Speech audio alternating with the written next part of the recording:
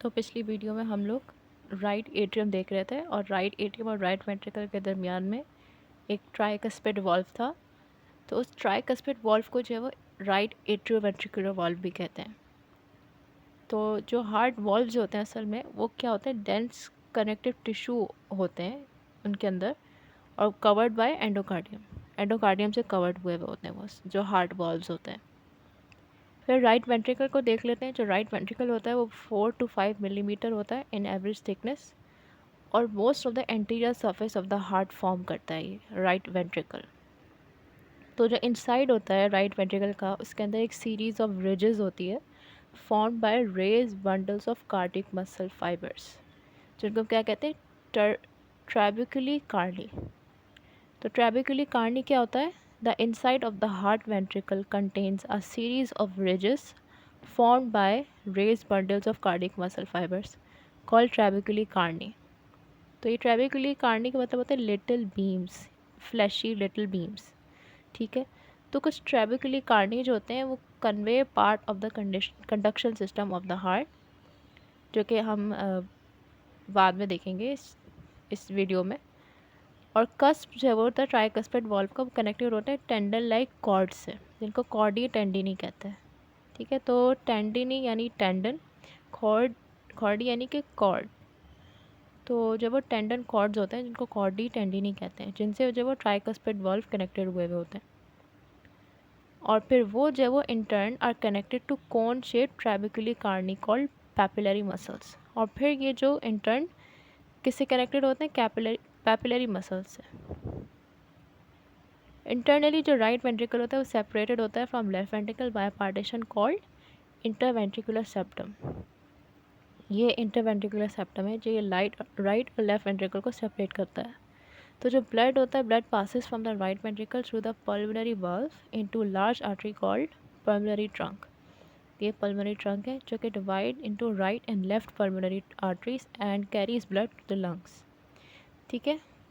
तो जो right ventricle होता है उसका ब्लड कहाँ जाता है? लंग्स में चला जाता है। तो आर्टरीज जो वो हमेशा ब्लड जो है वो हार्ट से दूर लेकर जाती हैं। तो ये राइट एट्रियम और राइट वेंट्रिकल हो गया। अब देखते हैं लेफ़्ट एट्रियम। जो लेफ़्ट एट्रियम होता है वो उतनी थिकनेस होती है उसकी जितनी राइट एट्रियम की होती है, और most of the base of the heart जो होता है वो लेफ़्ट एट्रियम होता है। तो ये रिसीव करता है blood from the lungs through 4 pulmonary veins. Four pulmonary vein से जो वो ब्लड रिसीव करता है लंग्स से। तो यानी कि इसमें ऑक्सीजनेटेड ब्लड आता है। तो राइट एट्रियम की तरह जो कि लेफ़्ट एट्रियम का इनसाइड होता है, उसकी पोस्टीरियर वॉल स्मूथ होती है क्योंकि उसके पैक्टेड मसल जो है वो auricle of the left atrium के तरफ होती है, यानी कि एंटीरियर वॉल जो लेफ़्ट एट्रियम होती है वो भी स्मूथ होती है। Like the right atrium, the inside of the left atrium has a smooth posterior wall because pectinate muscles are confined to the auricle of the left atrium. The anterior wall of the left atrium also is smooth. Blood passes होता है from the left atrium to the left ventricle through the bicuspid valve. इसको mitral valve भी कहते हैं।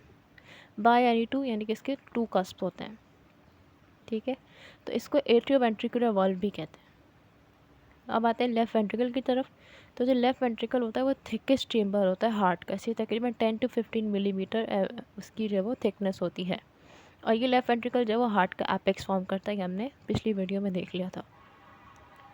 अब जो right ventricle की तरह जो लेफ़्ट वेंट्रिकल होता है उसके अंदर क्या होता है? ट्रैबिकुलर कार्नी होता है और इसके कॉर्डी टेंडिनी होते हैं जो कि एंकर करते हैं कस्प को of the bicuspid valve to papillary muscles.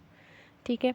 अब blood passes from the left ventricle through the aortic valve into the ascending aorta। ठीक है।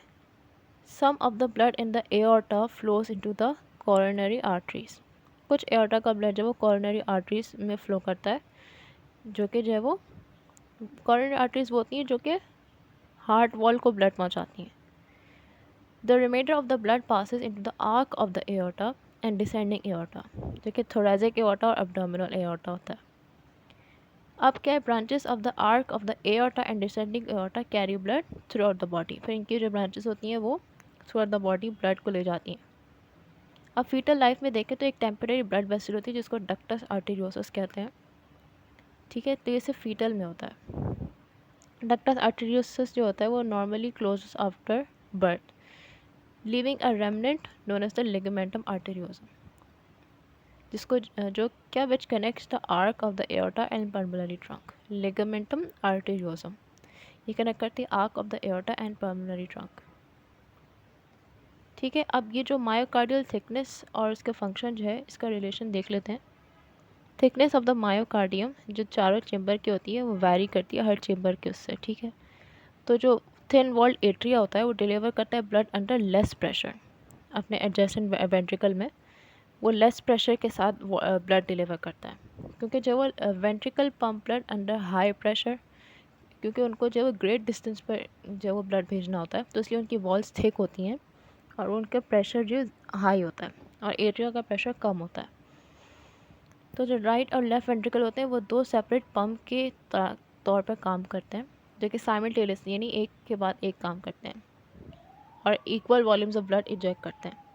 तो जो राइट साइड होता है उसके पास बहुत कम वर्कलोड होता है, वो एक शॉर्ट डिस्टेंस पर जो वो ब्लड पम्प कर रहा होता है यानी कि लंग्स तक एट लोअर प्रेशर, और जब उसमें ब्लड रेजिस्टेंस फ्लो भी जो होता है, ब्लड फ्लो रेजिस्टेंस जो होता है वो भी कम होता है।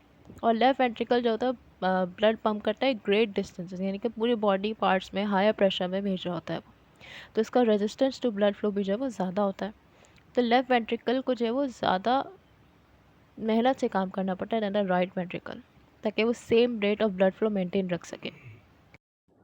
अब मायोकार्डिटिस को देख लेते हैं। मायोकार्डिटिस एक डिजीज़ होती है, इन्फ्लेमेशन होती है हार्ट वॉल्स की। ठीक है, ये जहाँ पर भी इट इज़ वर्ड आ जाए इसका मतलब है कि इन्फ्लेमेशन है किसी चीज़ की। तो मायोकार्डिटिस यानी कि मायोकार्डियम की इन्फ्लेमेशन, और मायोकार्डियम हार्ट वॉल होती है। ठीक है, अब इसके सिम्टम्स देख लेते हैं। सिम्टम्स में इसके chest pain, fatigue, shortness of breath वगैरह इसके सिम्टम्स होते हैं। फिर देख लेते हैं एंडोकार्डिटिस। एंडोकार्डिटिस किसी बैक्टीरिया की वजह से भी हो सकता है और ये हार्ट वाल्व्स को इफ़ेक्ट करता है, इनर लाइनिंग जो होती है हार्ट की उसको इफ़ेक्ट करता है।